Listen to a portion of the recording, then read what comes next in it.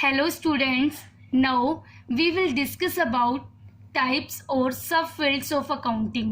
It means आज हम accounting के टाइप्स और सबफील्ड्स के बारे में डिस्कस करेंगे कि अकाउंटिंग के क्या क्या टाइप्स होते हैं या क्या क्या सबफील्ड्स होते हैं.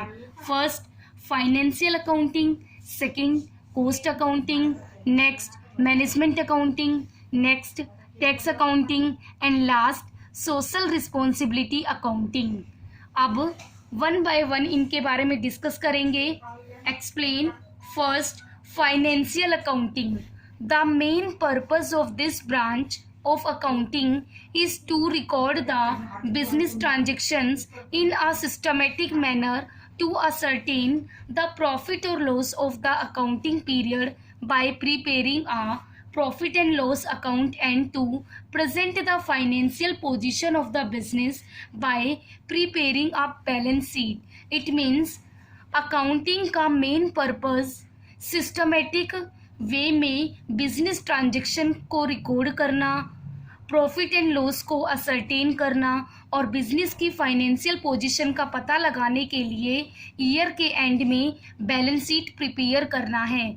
इस बैलेंस शीट के थ्रू ही हमें यह पता चलता है कि पूरे ईयर हमारे बिजनेस ने कितना प्रॉफिट अर्न किया है और कितना लॉस कवर किया है. इट मीन्स फाइनेंशियल अकाउंटिंग का मेन पर्पस यही होता है कि ईयर के एंड में अपने बिजनेस की फाइनेंशियल पोजीशन को चेक करने के लिए कि हमारे बिजनेस ने कितना पैसा कमाया है और कितना लॉस हुआ है, हमारे बिजनेस की मार्केट में क्या वैल्यू है, हमारे बिजनेस की क्या पोजीशन है, वो सारी चीज़ों को पता लगाने के लिए हमें ईयर के एंड में बैलेंस शीट प्रिपेयर करनी पड़ती है. Next cost accounting. The main purpose of cost accounting is to ascertain the total cost and per unit cost of goods produced and service rendered by a business. It means cost accounting is the combination of two words. It means cost and accounting. Cost means expense and खर्चा. For example मैंने एक pen purchase किया है 10 rupees का और उस pen को मैंने 15 रुपीज़ में सेल कर दिया. इट मीन्स उस पेन की कॉस्ट जब मैंने परचेज किया तब तो 10 रुपीज़ थी और जब मैंने उसको सेल किया तो 15. तो ये उस पेन की क्या हुई, कॉस्ट हुई. टोटल कॉस्ट 10 थी, सेल किया तो मैंने 15 हो गई. इट मीन्स 5 रुपीज़ प्रॉफिट पर मैंने उसको सेल कर दिया. ये तो हमारा कॉस्ट था. अकाउंटिंग का मतलब क्या होता है, हम ट्रांजैक्शन को रिकॉर्ड करते हैं, समराइज करते हैं, क्लासीफाइंग करते हैं. ये सारी हमारी अकाउंटिंग ही होती है, यानी कि हिसाब किताब करना.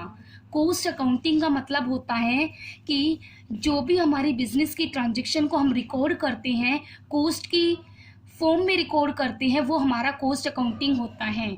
फॉर एग्जाम्पल मैंने एक मशीनरी 10 लाख की परचेज़ की, तो मैंने बिजनेस में उसकी ट्रांजैक्शन की, तो मैंने उसको मशीनरी अकाउंट करके 10 लाख लिख दिया. तो इट मीन्स 10 लाख उस मशीनरी की कॉस्ट हुई. इट मीन्स कॉस्ट अकाउंटिंग का मतलब होता है कि जब हम किसी प्रोडक्ट का प्रोडक्शन करते हैं या कोई चीज़ परचेज़ करते हैं या सेल करते हैं, तो वो चीज़ हमने कितने रुपए में परचेज़ करी या कितने में सेल करी या कितने का उसका प्रोडक्शन किया, ये सारा हमारा कॉस्ट अकाउंटिंग के थ्रू आता है. Next, management accounting. The main purpose of management accounting is to help the management in planning and controlling.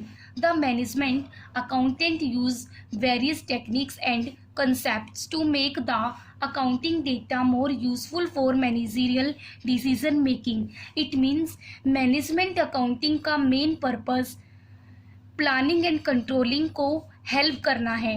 It means हम बिजनेस में कोई भी काम करते हैं तो सबसे पहले उस काम की प्लानिंग की जाती है कि हमें वो काम कैसे करना है, कब करना है, क्यों करना है और किसके द्वारा किया जाना है. इट मीन्स मैनेजमेंट या मैनेजर का बिजनेस में मेन रोल होता है. इट मीन्स जो हमारे बिजनेस में मैनेजमेंट होती है या मैनेजर होता है, वही हमारे बिजनेस में सारे डिसीजंस लेता है. प्लानिंग से लेकर कंट्रोलिंग तक सारा रोल प्ले करता है।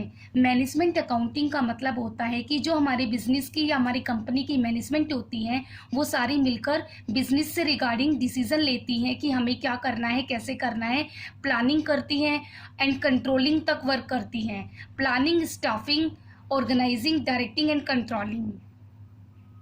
Next, tax accounting, the branch of accounting which is used for tax purpose.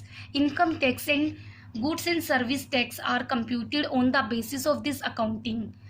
Accounting की यह ब्रांच इनकम टैक्स और जीएसटी को कंप्यूट करती है। इट मीन्स कि हमें कब टैक्स पे करना है, कितना करना है, कैसे करना है और जीएसटी कब लगेगा।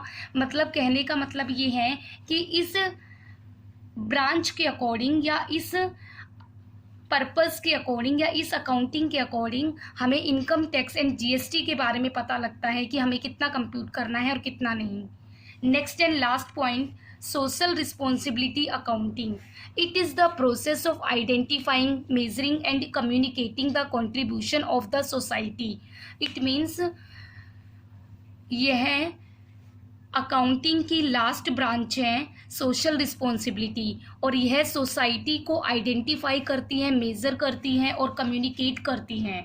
इट मीन्स ये कंट्रीब्यूशन करती है सोसाइटी का। इट मीन्स ये कनेक्टेड होती है सोसाइटी का कि हमें सोसाइटी के अकॉर्डिंग ही अपने बिजनेस में प्रोडक्शन करना है कि सोसाइटी को कैसा प्रोडक्ट चाहिए, सोसाइटी को कैसे सेफ्टी चाहिए, उसी के अकॉर्डिंग हम प्रोडक्ट बनाते हैं, उसी के अकॉर्डिंग प्रोवाइड करते हैं ताकि हमारा कस्टमर सेटिस्फेक्शन हो। It means social responsibility accounting के अकॉर्डिंग हमें सोसाइटी को ध्यान में रखकर प्रोडक्शन करना पड़ता है कि हमारी सोसाइटी कैसी है और वह कैसे प्रोडक्ट चाहती है और वो कैसी सेफ्टी चाहती है, तो उसके अकॉर्डिंग हम प्रोडक्ट प्रोड्यूस करते हैं, सेफ्टी प्रोवाइड करते हैं ताकि हमारे कस्टमर सेटिस्फेक्शन हो। क्योंकि ज़्यादा से ज़्यादा कस्टमर सेटिस्फेक्शन होंगे हमारे बिजनेस से तो हमें ज़्यादा से ज़्यादा प्रॉफिट मैक्सिमाइजेशन होगा और हमारा मेन प्रॉफिट तो और हमारा मेन मोटिव प्रॉफिट अर्न करना ही होता है।